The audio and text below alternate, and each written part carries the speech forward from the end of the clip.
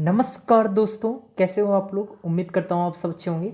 मैं Prince sir आपको इस यूट्यूब चैनल पर सोशलिस्ट पे पढ़ा रहा हूँ। मेरा यूट्यूब चैनल प्रिंस 21 पांडे और इसके साथ मेरा मोबाइल नंबर है 9807781640, जिस पे आपको सोशियोलॉजी संबंधित और यूजीसी नेट के प्रथम प्रश्न पत्र से संबंधित जो भी डाउट्स हो, जो भी क्वेरीज हो, आप इस नंबर पे कांटेक्ट कर सकते हैं। मैं आपको बताना चाहूँगा वीडियो शुरू करने से पहले कि ये मेरा टीचिंग एप्टीट्यूड का 7th पार्ट है और 7th पार्ट ऑलरेडी इसके पहले मैं 6 पार्ट इसका बना चुका हूँ टीचिंग एप्टीट्यूड का। अगर आपने अब तक नहीं देखा है तो आप जाके प्लेलिस्ट में इसको देख सकते हैं, और जो अभी नए हैं अगर वो सब्सक्राइब करना चाहते हैं तो सब्सक्राइब कर लें और साथ में बेल आइकन भी पुश कर लेंगे, क्योंकि उसके अकॉर्डिंग से उनको नोटिफिकेशन मिल सकेगा। मैं आपको बताना चाहूँगा हमारी रेगुलर बेसिस पर जूम ऐप पे ऑनलाइन क्लास सोशियोलॉजी की सुबह 8 से 9 बजे के बीच में चलता है। उसके बाद मैं आपको एक वीडियो प्रोवाइड करता हूँ,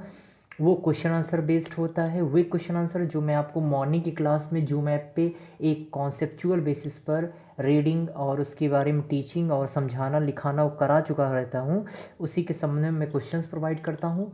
और इसके साथ ही यूजीसी नेट का प्रथम प्रश्न पत्र के भी क्वेश्चंस मैं कुछ दिनों से सीरीज शुरू किया है, जो आपको शाम को वीडियो मिलती है। और ये वीडियो जो यूट्यूब पे है आपको बिल्कुल फ्री दी जाती है।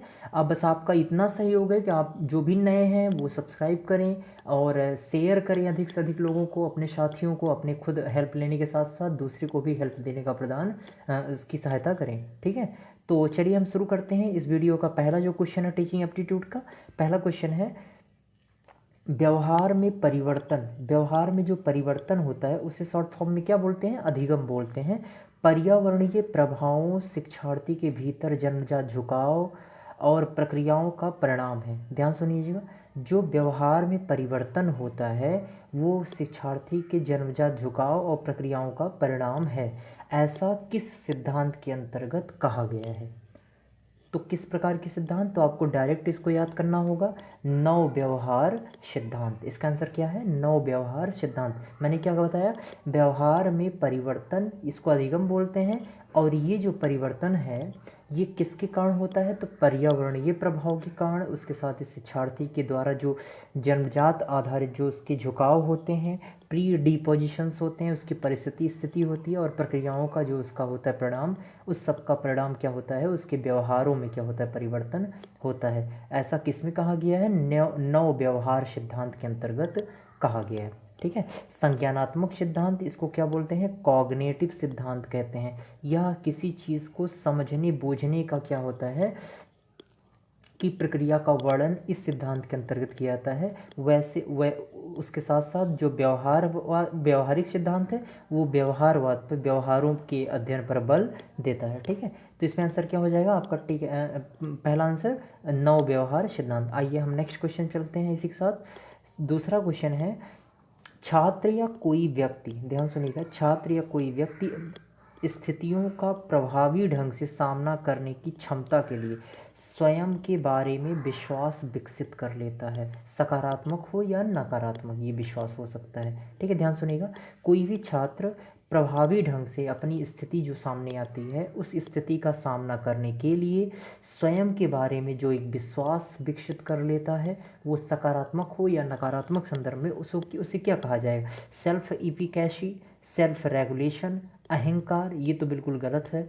आत्मविश्वास, देखिए आपका अगर आप देखोगे तो आपको दो आंसर बिल्कुल करेक्टली दिखाई देंगे, एक ए और डी, लेकिन आपको इसमें से बिल्कुल एक कहेंगे अप्रोप्रिएट आंसर आपको निकालना होगा। तो आप इसमें क्या आएगा, सेल्फ इफिकेसी होता है। ठीक है, ध्यान रखिएगा ये चीज़, सेल्फ कॉन्फिडेंस नहीं होता। सेल्फ कॉन्फिडेंस का ये रीज़न नहीं है कि वो प्रभावी ढंग से सामना कर सकेगा, ये रीज़न है कि प्रभावकारिता, यानी जो स्वयं से उस स्थिति पर प्रभाव डाल सके। अब वो विश्वास उसका क्या होगा, नकारात्मक सकारात्मक संदर्भ में जो भी हो उस पर वो कथन में एक वर्ड में अगर बोला जाएगा तो क्या कहा जाएगा इस सेंटेंस को, आत्म प्रभावकारिता। ठीक है, तो स्व रेगुलेशन मतलब स्वयं को विनियमन करना, नियमित करना, नियंत्रित करना, मतलब किसी कार्य को करने से पहले करना है कि नहीं करना है इसके संबंध में खुद को रोक लेना।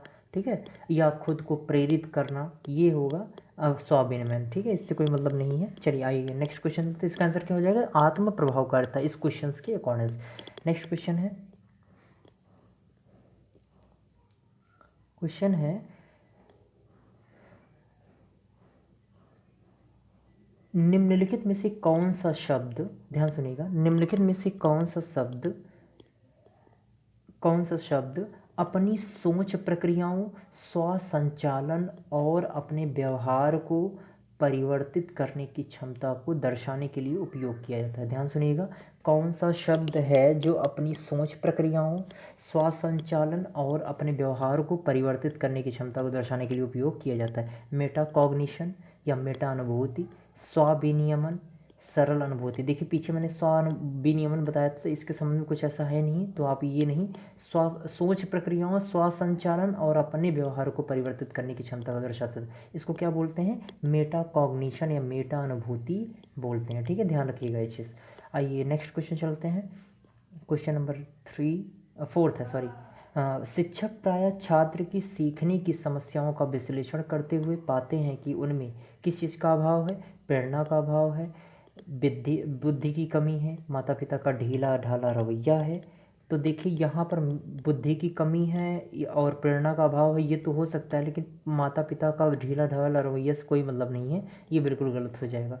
अब इसमें आता है कि प्रेरणा का अभाव, बुद्धि की कमी, क्या चीज़, तो शिक्षक, फिर से सुन लीजिए क्वेश्चन, शिक्षक प्रायः छात्रों की सीखने की समस्याओं का विश्लेषण करते हुए क्या पाता है, उसमें पाता है कि उसमें प्रेरणा का क्या है, अभाव है, सीखने की प्रेरणा, ठीक है, ध्यान रखिएगा। नेक्स्ट क्वेश्चन है, तो इसका आंसर हो जाएगा ए। निम्नलिखित में से कौन सा शब्द सार्थक तथ्यों, नियमों, परिभाषाओं, अवधारणाओं, सिद्धांतों इत्यादि को वर्णित करने के लिए किया जा सकता है। देखिए आपसे शब्द पूछ रहा है, कौन सा शब्द है इसमें से तीनों में से जो सार्थक तथ्यों, नियमों, परिभाषाओं, अवधारणाओं, सिद्धांतों इत्यादि को वर्णित करने के लिए किया जा सकता है। पहला ऑप्शन है अर्थ संबंधी स्मृति, इसको बोलते हैं सीमेंटिक मेमोरी। दूसरा, ये कई हमारे एग्जाम में, पिछले एग्जाम में पूछा भी था, सीमेंटिक मेमोरी, उपव्याख्यात्मक आख्यात्मक स्मृति,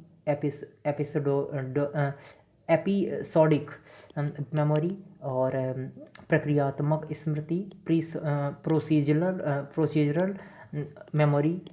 उपरोक्त में से कोई नहीं, ये आपकी 4 ऑप्शन है। निम्नलिखित में से कौन सा शब्द सार्थक तथ्यों, नियमों, परिभाषाओं, अवधारणाओं, सिद्धांतों इत्यादि को वर्णित करने के लिए किया जा सकता है, तो इसमें आंसर क्या होगा, इसमें ये सब सारी जो एक कहेंगे कैरेक्टरिस्टिक्स है किसी व्यक्ति की, वो उसकी किस प्रकार की मेमोरी के अंतर्गत आती है, तो ये आती है अर्थ संबंधी स्मृति के अंतर्गत, ठीक है, ध्यान से ये जानिएगा कौन सा शब्द है, तो अर्थ संबंधी स्मृति के अंतर्गत कोई व्यक्ति सार्थक तथ्यों, नियमों, अवधारणाओं को इत्यादि को वर्णित कर सकता है। नेक्स्ट क्वेश्चन है, निम्नलिखित में से कौन सा शब्द प्रयोग हम स्वयं की स्मृति प्रक्रियाओं के बारे में जागरूकता, सूचना के भंडारण और उनकी पुनः प्राप्ति को बढ़ाने के ढंग के संदर्भ में कर सकते हैं। देखिए आपको बताना चाहूँगा, अभी आपने पीछे अगर पढ़ा था मेटा कॉग्निशन पढ़ा था आपने, उसी के संबंध में ये फिर कह रहा है कि हम स्वयं की स्मृति प्रक्रियाओं के बारे में जागरूक होते हैं, सूचना भंडारण उनकी पुनः प्राप्ति को बढ़ाने के संदर्भ में हम क्या शब्द प्रयोग करें, अर्थ संबंधी स्मृति, उपव्याख्यात्मक स्मृति, प्रक्रियात्मक स्मृति और मेटा स्मृति। तो आंसर इसका क्या हो जाएगा, मेटा स्मृति। मेटा कॉग्निशन अभी उसमें आपने पढ़ा था, मेटा अनुभूति, ठीक है, तो वो उसी के अंतर्गत आता है। इसका आंसर क्या हो जाएगा, D answer is the correct answer. Next question है, निम्नलिखित में से कौन सा कारक श्रवण प्रक्रिया को प्रतिकूल ढंग से प्रभावित कर सकता है, तो अपेक्षित से अधिक श्रवण सामग्री के अतिरिक्त, मतलब जितनी आपकी श्रवण क्षमता है उससे अधिक सामग्री लेकर आप उसका क्या करो, श्रवण करो, तो इससे क्या होगा, प्रभाव पड़ेगा प्रतिकूल। बोलने की बहुत ही उच्च गति, स्पीड, जैसे मैं कभी कभी मैं यूज़ करता हूँ ऐसा कि लोग, बच्चे भी कहते हैं कि काफ़ी स्पीड में बोल रहे हैं, ठीक है, तो मैं अपने लिए कह रहा हूँ, लेकिन फिर भी कभी दिक्कत ऐसी नहीं आई है। तो बोलने की बहुत ही उच्च गति, श्रुत विषय वस्तु की क्षति, ये सब सारे क्या हैं, ये सब सारी श्रवण प्रक्रिया पर क्या करते हैं, प्रतिकूल ढंग से प्रभाव डालते हैं। तो आंसर क्या हो जाएगा, D answer is the correct answer. I hope ये अच्छा लग रहा होगा और समझ में भी आ रहा होगा चीज़ें सरल भी लग रही होंगी, जिस तरह मैं प्रयास कर रहा हूँ कि सरल ढंग से आपको समझा सकूँ। श्रवण को संचार का सबसे महत्वपूर्ण पहलू माना जा सकता है। इनमें कैसे सुधार लाया जा सकता है? श्रवण को मौद्रिक पुरस्कार से संबंधित करना, शिक्षण सामग्री को रुचिकर और आवश्यकता से संबंधित करके, स्वर को और अधिक प्रभावशाली बना करके। देखिए, श्रवण को मौद्रिक पुरस्कार से संबंधित करना, कैसे सुधार लाओगे? ये करके, पुरस्कार देके, शिक्षण सामग्री को रुचिकर और आवश्यकता से संबंधित करके, स्वर को और अधिक प्रभावशाली बनाकर। देखिए, प्रभावशाली वाली यहाँ पे कुछ ऐसा सेंस नहीं है, डी आंसर नहीं होगा, बिल्कुल आप ध्यान लीजिए, ये आपका गलत है। ठीक है, इसमें आंसर क्या हो जाएगा? बी आंसर इज होगा करेक्ट आंसर, शिक्षण सामग्री को रुचिकर और आवश्यकता से संबंधित करके। ओके, नेक्स्ट क्वेश्चन है, निम्नलिखित में से कौन सा शब्द एक व्याख्यान के अर्थ को बताने के लिए सबसे उपयुक्त है? ध्यान सुनिएगा, निम्नलिखित में से कौन सा शब्द व्याख्यान के अर्थ को बताने के लिए सबसे उपयुक्त है? उपयुक्त पूछा है, वैसे सब हैं थोड़ा थोड़ा। सूचना का श्रवण, इंफॉर्मेशनल लिसनिंग, मूल्यांकन श्रवण, इवैल्यूएटिव लिसनिंग, गुरुतापूर्वक श्रवण, इम्फैटिक लिसनिंग और गतिशील श्रवण, डायनामिक लिसनिंग। इसका आंसर क्या हो जाएगा? इवैल्यूएटिव लिसनिंग, मूल्यांकन श्रवण। ओके, चलिए नेक्स्ट क्वेश्चन है, हम आगे चलते हैं। आप इसे जो भी नए हो सब्सक्राइब कर लेंगे, क्योंकि आपको वीडियो इसमें रेगुलर बेसिस पर मिलता रहेगा। अग्रलिखित में से कौन सा कथन मूल्यांकन श्रवण से संबंधित है? मूल्यांकन श्रवण अभी पीछे हम लोगों ने पढ़ा था, मूल्यांकन श्रवण से संबंधित है। किसी विचार को स्वीकार या अस्वीकार करना। दूसरा, वक्ता के व्यक्तित्व एवं प्रतिष्ठा का मूल्यांकन करने के लिए। तीसरा है दोनों ए और बी दोनों। तो देखिए, आपको बताना चाहूँगा, वैसे बहुत सारे लोग ए और बी दोनों लगाएंगे, तो मैं आपको बताना चाहूँगा बी इसमें नहीं है। ठीक है, मूल्यांकन श्रवण से संबंध इसका नहीं है। वक्ता के व्यक्तित्व और प्रतिष्ठा का मूल्यांकन करना, इसमें सिर्फ केवल विचार को स्वीकार और अस्वीकार करना शामिल होता है इस श्रवण में। ठीक है, तो इसका आंसर क्या हो जाएगा? A answer is the correct answer. ठीक है, नेक्स्ट क्वेश्चन है, फ्रांसिस गैलन के अनुसार आनुवंशिकता का सारा श्रेय माता पिता को नहीं बल्कि दूर के पूर्वजों को जाता है। मतलब आनुवंशिकता मतलब आनुवंशिक संबंधी जो भी विशेषता होती है एक संतान में, अपने जो भी पूर्व के जो भी उसके माता पिता जो भी संबंधित होते हैं, उससे संबंधी होते हैं, उसका जो प्रभाव होता है उसको बताया जा रहा है कि माता पिता का ही नहीं, केवल दूर के पूर्वजों का भी होता है प्रभाव। निम्नलिखित में से केवल आनुवंशिकता का केवल 50% श्रेय किसे दिया जाएगा? तो आपको बताना है 50% तो माता पिता का होता है, उसके बाद और सारे लोगों का होता है। ठीक है, तो ये चीज़ है, तो इसका आंसर क्या हो जाएगा? A answer is the correct answer. I hope ये वीडियो अच्छा लगा होगा, और वीडियो अगर अच्छा लगा तो प्लीज़ लाइक करिए, शेयर करिए और सब्सक्राइब करें, और बेल आइकन ज़रूर पुश करें। ठीक है, और आपको यूजीसी नेट से संबंधित, चाहे वो फर्स्ट पेपर हो, चाहे वो सोशियोलॉजी से संबंधित हो, आपको कोई क्वेरीज हो, आप इस नंबर पे कांटेक्ट करिए। फिर से मैं बोल दे रहा हूँ, 9807781640। ठीक है, इस नंबर पे आप कांटेक्ट करिए, जो भी ऑनलाइन क्लास से संबंधित जो भी आपको क्वेरीज हो, आप इस पर कांटेक्ट करें। Thank you so much.